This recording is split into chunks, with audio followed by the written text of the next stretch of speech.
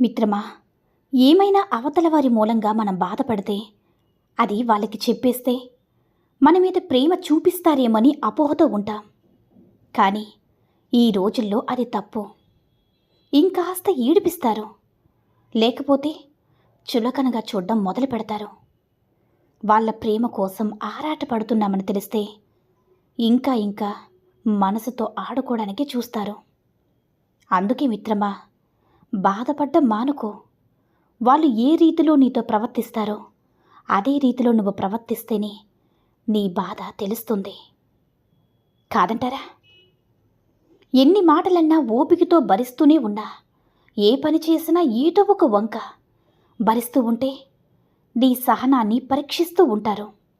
ఒక్కసారి నీ విరక్తి ఎలా ఉంటుందో చూపిస్తే కదా నీ ప్రేమ వాళ్ళకి తెలిసేది. అర్థమైందనుకుంటా. ఒక విషయాన్ని గుర్తుంచుకో మిత్రమా, నీకు ఎంత బాధ ఉన్నా సరే, నీ మనసుకు ఎంత దగ్గర వాళ్ళతో అయినా మనసు పంచుకోవడం అలవాటు చేసుకోకు. ఒక్క మాటలో చెప్పాలంటే నీ చావు నువ్వు చావాలంతే. ఎందుకంటే వినేవాళ్ళు జడ్జి చేసేవాళ్ళే కానీ నిన్ను అర్థం చేసుకోరు. ఒకవేళ అర్థం చేసుకునేవారు కూడా మారిపోతే ఏ దిక్కుకు వెళ్ళాలో కూడా తెలియక దిక్కు తోచిన స్థితికి చేరుకుంటావు. గుర్తుపెట్టుకో, నీకు నువ్వే ఓదార్పు, ధైర్యమని గుర్తుపెట్టుకో మిత్రమా. అర్థం చేసుకోవట్లేదని భార్య అంటుంటే, మారిపోయావని భర్త అంటుంటే మరి తప్పు ఎవరిలో ఉంది? భార్య అర్థం చేసుకుని ఉంటే భర్త మారాల్సిన అవసరం ఉండదు కదా. భర్త మారి ఉండుంటే భార్యకి అర్థం చేసుకున్నంత అవసరం కూడా ఉండదు. ఒక్క విషయాన్ని గుర్తుంచుకో మిత్రమా, మనం ఉపవాసం ఉంటే దేవుడు కరుణిస్తాడో లేదో తెలియదు కానీ ఆకలి విలువ తెలుసుకుని లేనివాడికి పట్టెడన్నం పెట్టి చూడు, నీకు ఏ లోటు లేకుండా చూసుకునే బాధ్యత ఆ భగవంతుడే తీసుకుంటాడు. కాదంటారా? ఎందుకు అక్రమ సంబంధాలు? ఉన్న బంధం సక్రమంగా నిలబెట్టుకోవడానికి జీవితకాలం పడుతుంది. చేసుకున్న వారిలో ఏదీ లేదో అదే తలుచుకొని ఎదుటివారి ఆకర్షణలో పడిపోయావు. మరి ఆ మనిషిలో లోపాలుండవా? మళ్ళీ ఇంకొకరిని వెతుకుతారా? తెలిసిన పంజరంలోనే ఉండలేకపోతే తెలియని బంగారు పంజరంలో ఎలా ఉండగల చెప్పు. లోపాలను సరిదిద్దుకోవడమే సంసారమని గుర్తుపెట్టుకో మిత్రమా. ఒక బంధం ఏర్పడ్డాక దాపరికమొద్దు. చిన్నపాటి అబద్ధమే కాదన్నావు, కానీ అది సృష్టించే ప్రళయం ఇద్దరిని విడదీయొచ్చు. ఎప్పటికీ కలవకుండా కూడా చేయొచ్చు. ఒకటి గుర్తుంచుకో, మీ బంధాన్ని బొందపెట్టే ఏ విషయమైనా అక్కడతో ఆపేసేయి. ఎందుకంటే అపార్థాన్ని నమ్మినంత తేలిగ్గా నిజాన్ని నమ్మరు. నా మీద ప్రేమ ఉంటే ఇలాంటివన్నీ నమ్మవని ఎంత అరిచి గోల చేసినా నమ్మరు. ఒకవేళ నమ్మినా జీవితకాలం సరిపోతుంది నమ్మకం కలగచేయడానికి. అపార్థానికి తావిచ్చి నిజాన్ని నిరూపిస్తా అనుకోవడం కంటే ఎవరితో అయినా ఎంతలో ఉండాలో అంతలోనే ఉండాలి మిత్రమా. ఆడైనా మగైనా తెగేంత వరకు ఎప్పుడు కూడా లాక్కూడదు. కాదంటారా? కొన్నిసార్లు మనం ఎప్పటిలాగే ఉన్నా కూడా ఏదో ఒక ఆలోచన మన మనసుని నలిపేస్తూ ఉంటుంది. నేను ఇలా ప్రవర్తించడం కరెక్టేనా? అలా చేయకుండా ఉండాల్సిందిగా. సరేలే, ఇంకెలా ఉండాలో చెప్పు. ఇంకోలా మారడం అంటే వాళ్ళకి నచ్చినట్టు వీళ్ళకి నచ్చినట్టు ఉండాలా? తక్షణమే ప్రశ్నించుకోవడం మానేసే. జరిగిన దాన్ని ఎప్పుడూ మార్చలేవన్నది నిజం. నువ్వు నీలా ఉన్నావంతే, దానిలో తప్పేముంది చెప్పు. నచ్చిన వారు నీతో ఉంటారు, నచ్చని వారు తప్పుకుంటారు. అందరి కోసం మారుతూ ఉంటే నిన్ను నువ్వు మార్చుకున్నట్టే లెక్క. సరే, నిజమే, అన్ని పనులు కూడా మిషన్స్ ఉన్నాయి. వంటలు, ఉప్పు, కారాలు ప్రేమగా చేతికి అందించేది మాత్రం నీ భార్యే కదా. ఒక చిన్న గుర్తింపు, ఒక చిన్న పొగడ్తిస్తే మీ సొమ్మేం పోదు కదా. భర్తకి అది చిన్న విషయమే కావచ్చు, కానీ ఆ భార్యకి మాత్రం రోజంతా అది ఒక ఆక్సిజన్లా పనిచేస్తుంది. అలాగే అలసిపోయిన భర్త ఇంటికి రాగానే చేతికి అందించే మంచినీళ్ళు ఆప్యాయంగా దగ్గర కూర్చుని కొసరి కొసరి వడ్డిస్తే చాలదా భార్య ప్రేమ సంఖ్యలలో జీవిత ఖైదీగా మిగిలిపోవడానికి? వాళ్ళకి ఎలా ఉంటే నచ్చుతామో అలానే మారిపోతాము. వాళ్ళలాగే మారిపోతాం కూడా. మారిన మనల్ని పక్కన పడేసి చివరికి వాళ్ళలా మారిన మనల్నే తప్పుపడతారు. నాటకాలు ఆడే వాళ్ళే నమ్ముతారు. వాళ్ళే ప్రాణమైపోతారు. మారడం మన తప్పే అనిపిస్తుంది. ఆ ఒక్కరి కోసం అందరినీ దూరం చేసుకుంటాం.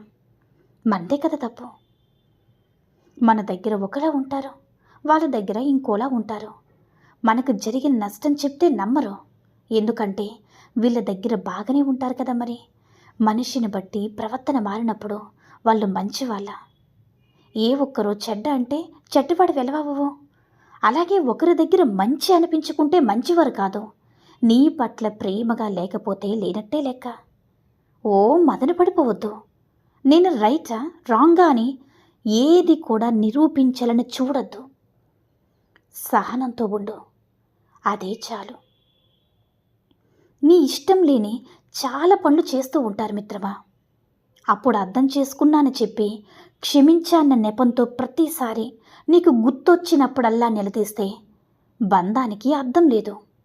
బంధాలు నిలబెట్టుకోవాలంటే కొన్నిసార్లు కళ్ళు లేనట్టే ఉండాలి, చెవులు వినపన్నట్టే ఉండాలి, నోరు మూగపోవడమే మంచిది. పోయేటప్పుడు నీ జడ్జిమెంట్స్తో పనుండదు. కేవలం నా అనుకునే వాళ్ళ కన్నీరు మాత్రమే వీడ్కోలు పలుకుతుందని మర్చిపోక మిత్రమా. ఏ కారణమో తెలియదు, ప్రేమికులు విడిపోతారు. ఇద్దరికీ వేరువేరు పెళ్ళిళ్ళు జరుగుతాయి. అయితే ప్రేమ మర్చిపోలేక మళ్ళీ వాళ్ళతో మాట్లాడటం కరెక్టేనా? ఒకరిని ప్రేమించి ఇంకొకరిని పెళ్లి చేసుకోవడమే తప్పు. మళ్ళీ పాత ప్రేమ కొనసాగించడం ఎంతవరకు కరెక్ట్? మాట్లాడడంతో ఆగదు కదా, అది ఎంతవరకైనా వెళుతుంది. అక్రమ సంబంధంగా కూడా మారవచ్చు. ప్రేమ అనేది బంధం ఏర్పడడానికి, ఆ బంధం కుదరని తెలిసి ఇంకా దేనికోసం మాట్లాడాలి? ఆలోచించండి. వదులుకోలేనంతగా ఉండలేకపోతే దయచేసి విడిపోకండి. విడిపోతే మళ్ళీ కలవడానికి ప్రయత్నించవద్దు. మనసు ఒక కోతి అని మర్చిపోవద్దు మిత్రమా. ఎవరిని కూడా మెప్పించాలని చూడొద్దు. నువ్వు ఎలా ఉన్నా నిన్ను ఇష్టపడే వాళ్ళ కోసం మారితే ఆ మార్పే ప్రేమ. నువ్వు ఇష్టపడే వాళ్లకు తగినట్లు నువ్వు మారిపోతే తప్పులే తప్ప వాళ్ళకి ఇంకేమీ కనిపించదు. అందుకే మారడం తప్పు కాదు, కానీ ఎవరి కోసం మారాలో ఎవరి కోసం మారకూడదో తెలుసుకోలేకపోవడమే నీ తప్పు మిత్రమా. కాదంటారా? మన ఆలోచనలోనే మన సంతోషం దాగి ఉంటుందని తెలుసుకో. లావుగా ఉండడం వల్లే బాగున్నాననుకో, సన్నపడాలని అనిపించదు.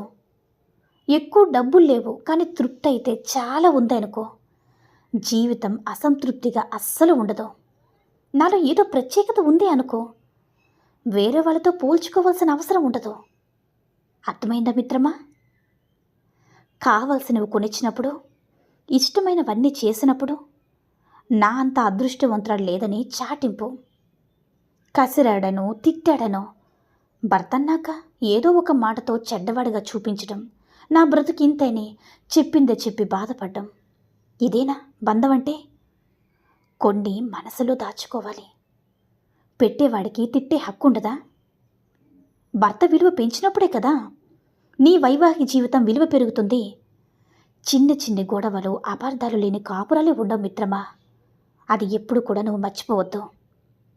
చిన్న చిన్న పొరపాట్లు పెద్దవిగా చేసుకుని నీ యొక్క జీవితాన్ని సర్వనాశనం చేసుకోవద్దు.